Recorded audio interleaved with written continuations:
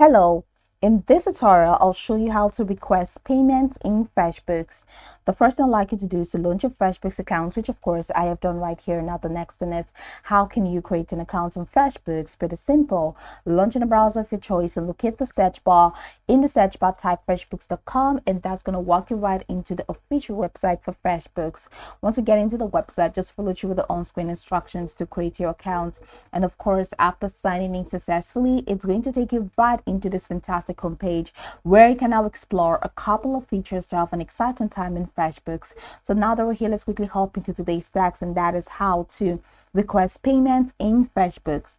Now, I'd like you to head over to the left navigation panel of your screen where you have dashboard, clients, estimates, invoices, payments, expenses, projects, time tracking, accounting, reports, apps, team members, items and services, bank connections, and settings. Now go ahead and click on invoices. Now once you click on invoices, it's going to open up the invoices window, and from there I'm going to show you what next to do. So we're going to have to select the invoice that we want to use for this operation. So let's say this is an invoice and I want to request the payment for this.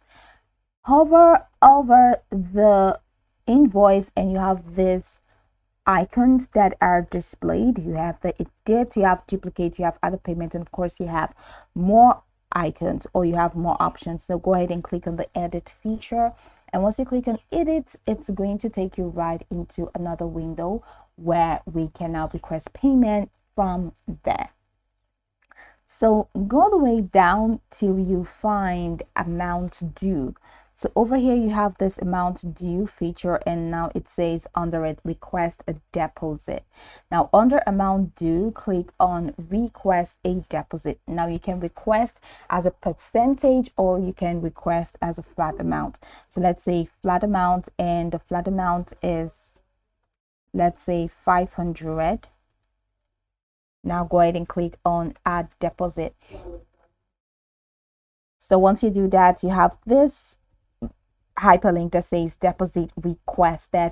So this means you've been able to request payment, all right, from this particular client, and once the client receives it, then the client should be able to make a deposit. Do not forget to click on the save icon at the top right corner of your screen to save your changes. If not, the deposit that you requested will not be applied. So you see, invoice created and that deposit has been requested already. So we can go about this tutorial from top to bottom to get acquainted with the steps, and of course once you're done, you'll be good to go. I hope this tutorial marvelously helped your search.